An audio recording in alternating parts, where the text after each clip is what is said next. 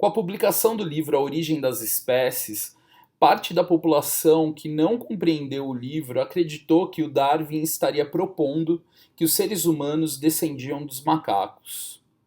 Mas essa é a interpretação equivocada que perdura até os dias de hoje.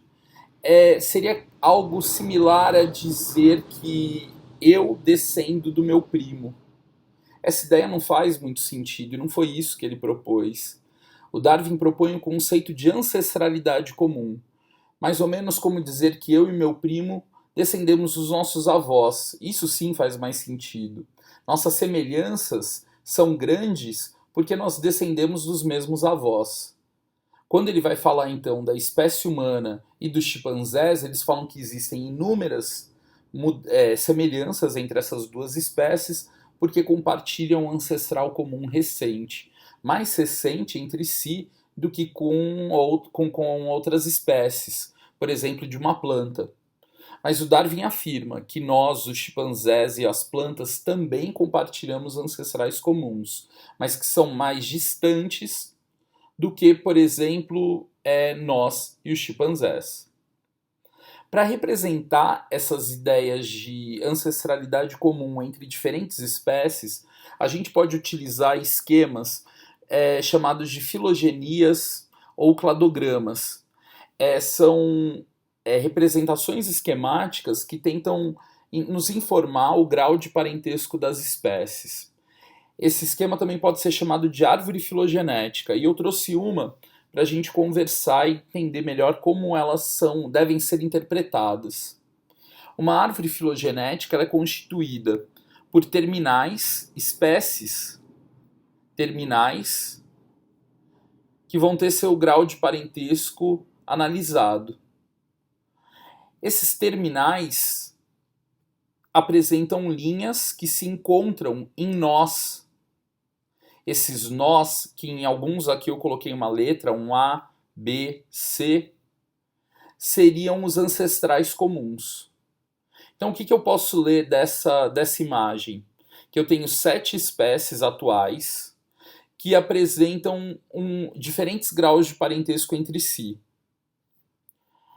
A espécie 2 apresenta muita similaridade com a espécie 3, porque ela compartilha um ancestral comum muito mais recente do que a 2 com a 7, por exemplo, que compartilha um ancestral comum mais distante. Essa população do passado se separou em duas. Uma parte dessa população deu origem ao ancestral C, que depois deu origem a um outro ancestral, que deu origem à espécie 7, e uma outra parte da população A se separou dando origem à espécie B, que deu origem à espécie 2. Ou seja, o tempo de diferenciação da espécie 7 para a espécie 2 é muito maior do que o tempo de diferenciação da 2 para 3. Porque o ancestral comum da 2 e da 7 é muito mais antigo do que o da 2 e da 3. Então eu sempre tenho que olhar para entender as relações de parentesco entre os terminais, quais são os antepassados comuns, os ancestrais comuns que eles compartilham. Os 6 compartilham um ancestral comum com o 1, mas o ancestral comum mais recente que ele compartilha é com o 7. Com o 1 está aqui no passado. Quando eu vou analisar uma árvore filogenética, eu devo tomar cuidado para não achar que a espécie 3 e a 4 apresentam mais semelhanças entre elas do que a 4 e a 7.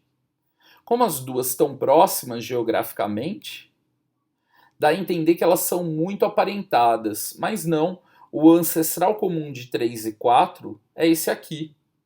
É o mesmo do 3 e do 7. Ou seja, o grau de semelhança do 3 com o 4, do 3 com o 7 é o mesmo. Agora 4 tem mais semelhanças com 7 do que com 3. porque compartilham um ancestral comum exclusivo só deles. Isso é tão verdadeiro que, se eu alterar esse esquema, eu continuo mostrando as mesmas relações de parentesco. O 5 não deixou de ser mais próximo do 7, porque o ancestral comum está aqui. E os dois continuam tendo a mesma distância evolutiva da espécie 3. Eu também não posso achar nesse esquema que o 1 é a espécie mais primitiva e que a 5 seria a mais evoluída, quase como uma progressão das espécies. Por que eu não posso fazer isso? Porque caso eu altere esse esquema, o 1 passou a ser o mais evoluído e o 2 o mais antigo. Reparem que os nós continuam os mesmos. As relações de parentesco continuam as mesmas. Existe um ancestral comum para todas as espécies 2, 3, 4, 5, 6 e 7, que não é comum ao 1. Nesse novo esquema, isso continua acontecendo. Então, apesar de aparentarem ser muito diferentes esses esquemas, eles contêm a mesma informação. E eu não posso concluir que essa linha reta é a da espécie mais evoluída ou menos evoluída.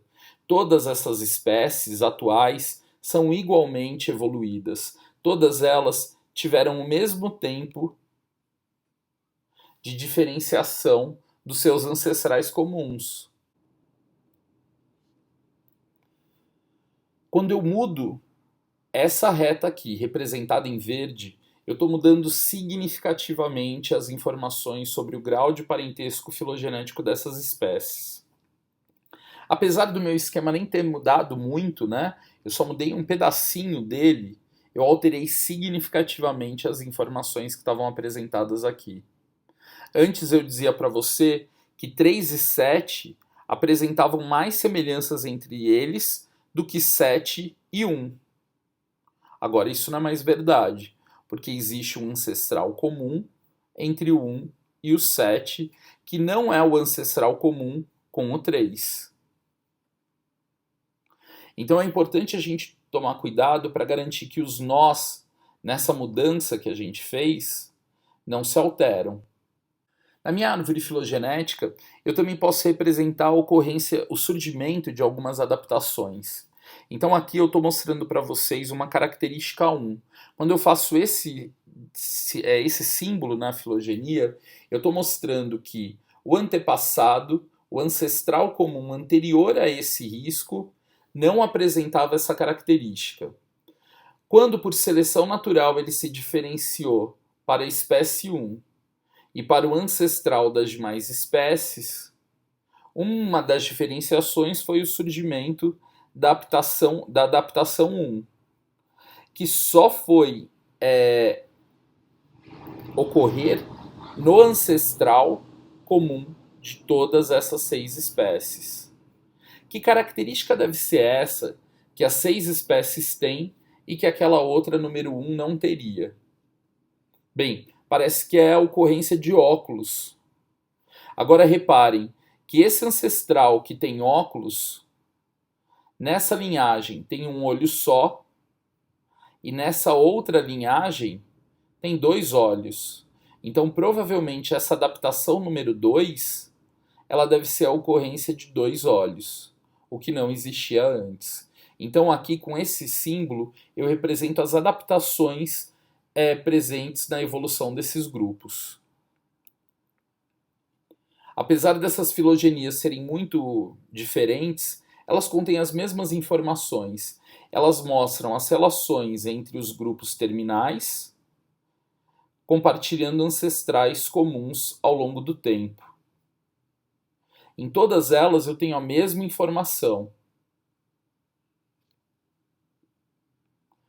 Nessa filogenia, eu posso observar que a minhoca, apesar da aparência muito similar à dos vermes cilíndricos, ela tem mais semelhanças com os artrópodes, como por exemplo um siri, do que com o verme cilíndrico. Por quê? eles compartilham um ancestral comum mais recente do que a minhoca com o verme cilíndrico. Ou seja, o tempo de diferenciação das minhocas para os artrópodes é menor do que o tempo de diferenciação das minhocas para os vermes cilíndricos. Pensando nisso, localiza aí a baleia, o morcego, o peixe-boi, o hipopótamo. A baleia tem mais similaridades com quem? Com o hipopótamo, com o peixe-boi ou com o morcego?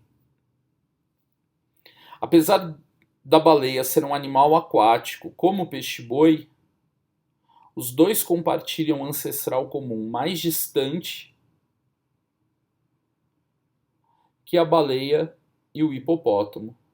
O tempo de diferenciação desses dois grupos de animais vertebrados é bem menor do que o da baleia e do peixe-boi. Então eles provavelmente têm muito mais diferenças entre si do que a baleia e o hipopótamo, ou mesmo que a baleia e o morcego. E o Tiranossauro Rex parece mais com uma iguana ou com um pinguim? Pela aparência externa eu posso até achar que é com a iguana, mas quando eu vou olhar todas as características do Tiranossauro Rex, eu percebo que ele tem mais similaridades com os pinguins do que com as iguanas.